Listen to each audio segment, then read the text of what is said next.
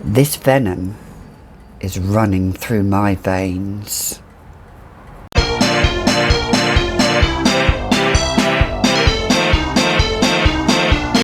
Hi, I'm Gabby, and welcome back to another edition of The Fragrantician, where we talk about nothing but fragrance. But watch this space. Yes. But today we are doing, it isn't an unboxing because I've already unboxed it and I've tried it out, but we are doing, as you saw from the thumbnail, drum roll please. Yes, we are doing an inspiration from none other than Dior Midnight Poison. And when I saw this, and I will put the link down below, I think it was Redolessence that did a review on this. It had me all over it. I thought, right, as some of you know, Midnight Poison was on and off my signature about 10 years ago, maybe a bit less, until it was discontinued. And I can't remember when it was discontinued. It must have been about at least 5 years ago it was discontinued. And since then there are hordes of it on other sites that, you know, let's face it, is it really excuse me, is it really the real deal? And I was searching high and low, and while part of me does want, or did want, to get the original Dior Midnight Poison, I didn't really want to splash out the £300 or even more. I don't know what that is in dollars, but even more on sites that it states it's this batch and it's this batch, but is it really real? However, let's put that to one side and put this to here, because this is what we are doing. This is what we are doing. So we are unboxing this. So this is from Dior Fragrances, and I bought this from the diorbrand.com in Los Angeles in California. And on the back here it states here, this is a 30 ml extrait de parfum, and it's handcrafted in Los Angeles, and it is all the W's, diorfragrances.com. So I thought, yes, from that video from Redolessence, I've got to try it. So I ordered it about a month ago now. It must have been nearly a month ago, and of course with COVID and everything it took a little bit of time to arrive, but it arrived last week. It arrived late last week. So let's do this. So this is a 30 ml. It says here, I'll read the instructions, it says here, or the description. It says, thank you for purchasing from Dior Fragrances. Each bottle is skillfully handcrafted and compounded using ingredients of unsurpassed quality, produced by IFRA certified chemists to ensure uncompromising quality. In our endeavour to create not only groundbreaking original offerings as well as near identical reproductions of the most exclusive and sometimes unobtainable fragrances. And it goes on. But basically, I wanted to get hold of this, so I'll tell you what it says on their site as well. So it says, while fans of Dior's fragrances often cite Hypnotic Poison as a favourite, Midnight Poison certainly has its cult following as well. As it turns out, there is a multitude of fans who claim allegiance to this exotic rose and patchouli fragrance, and the disappointment set in following a reformulation. With its release dating back to 2007, it didn't take long for the company to change the formula and weaken it enough that the fragrance becomes indistinguishable. Luckily, we have sourced a bottle from 2013 and it possesses all of the power and virility of the original. We almost didn't send a sample of this one to the factory because we love wearing it so much. However, our analysis was ultimately for a better cause, because we now have our own version of this masterpiece. And it goes on with the description. But the notes, it's a woody chypre, that's what it's classed as. And the notes are bergamot, mandarin orange, rose patchouli, amber and vanilla, and that's it. So right, so it opens like this, comes out of the bottle, like this. And there it is. So this is a 30 ml. Now, if any of you out there want to come for me because it is an inspiration or a dupe or a clone, whatever you want to call it, that's absolutely fine.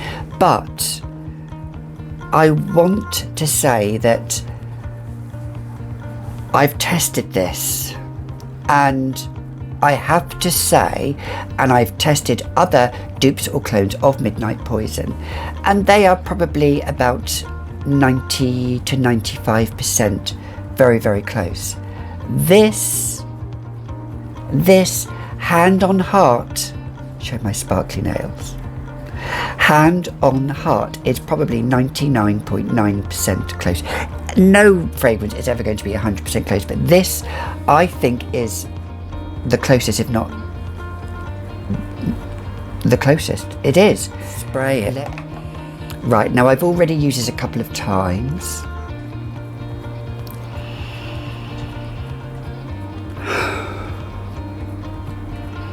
I'm blown away.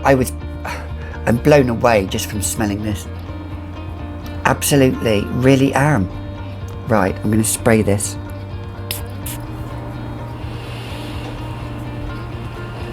I have to spray it on the skin. Now, that bergamot and mandarin orange is beautiful. It's fizzy. That's the only way I can describe it, fizzy. I actually think bergamot is a posher lemon, but then that's me, because I am posh.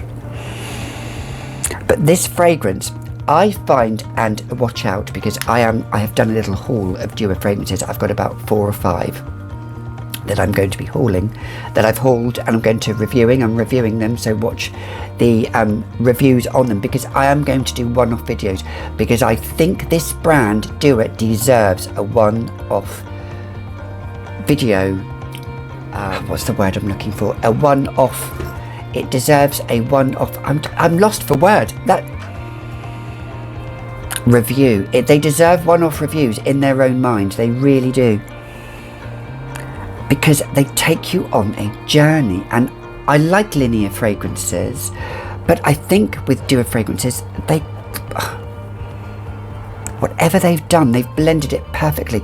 Now, as the fragrance dries down, and it takes about 30 minutes, I would say, before it starts to dry down, you get the rose and the patchouli, and they stay and stay. The rose and patchouli. If you don't like patchouli, you may not be a fan of this fragrance. So I'm looking at those who aren't fans of patchouli.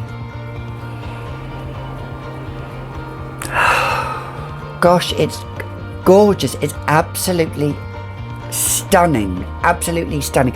Thank you, Dior. Really, and as it dries down, the amber and the vanilla, and the vanilla's not too sweet, it's semi-sweet. I think this fragrance is classed as a semi-sweet fragrance, and it's not too sweet because I'm not a huge fan of vanilla, as you know, but vanilla it's got peaks and troughs. Is that the word?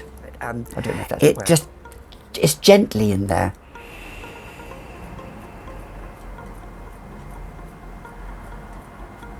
Now, I would class this as probably a semi-chypre because of the bergamot and the patchouli. There's no galbanum. It's not green. It's not green, I would say, in here.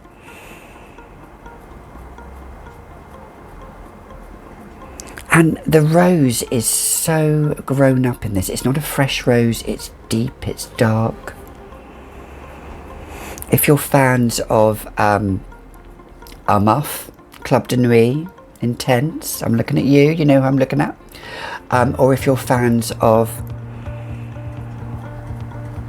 a gothic rose, because let's face it, this is a gothic fragrance. I mean, the bottle. I mean, I know. Sorry to those who don't like snakes. I do apologise. But it is Venom. Sweet. It's a femme fatale fragrance. Purely femme fatale. Really is. absolutely stunning. You could wear this day or night. Well, let's face this, a lot of people will say, oh, this is only going to be for a nighttime fragrance, but I'm going to rock this all year round. This is a true masterpiece. Thank you so much for giving something back that a lot of us Midnight Poison fans loved. And it's an extrait de parfum, and what I mean by extrait is by extract de parfum. It is strong. It's strong. I would say the projection is strong, absolutely strong. At least 6 feet this is, and it projects and it projects. This one, oh gosh, you overspray this and you will choke people. Has a lovely scent bubble around you, lovely scent bubble. It's truly lovely, and I love it. The rose and the patchouli are the stars, and it is the perfect rose and patchouli combination, with a bit of the mandarin orange and that bergamot and the amber. Yes, it's actually the amber probably that has that backbone and the strength, because I do love amber in fragrances. There's another fragrance I do want to try called Crater, which does have a lot of amber and benzoin in there.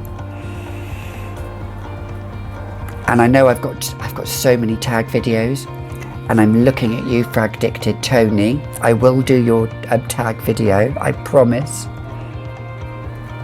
But yes, Dior fragrances, check them out. There's Scent It London here in the UK. Unfortunately, I couldn't get it on the UK site. I had to go to the US site, but it took about 2 weeks to come here, and yeah, service was impeccable, absolutely lovely. So there we go. That is my Dior fragrance. I will probably buy another backup bottle, because I have put a little bit of a dent in it already, but I do overspray. I know. Normally, you know me, I spray about 20 sprays for fragrance. However, this probably warranted about 2 here, 2 here, and then 2 on each pulse point, and that was it. I didn't spray any on my clothes because I wanted to see how it was on my skin, and it lasted a good 8 hours on my skin. And for a strong fragrance, and because I have dry skin, that was very good. So it lasted all day, projected really well for at least, I would say, 4 to 5 hours. And then after that, after the 4 to 5 hours mark, I would say it kind of sat a little bit closer, but it was still at, I would say, arm's length. So yeah, projected really well. So thank you, Dior Fragrances. You've been watching another edition of the Fragrantician, and don't forget, if you do want to give a big thumbs up, that's good. And if you want to check out Scent It London and Dior Fragrances, I'll put their links down below. But until next time, don't just dab it on, but slap it on, or maybe in this case, just dab it on a bit more. But ciao for now. Till next time, ciao for now.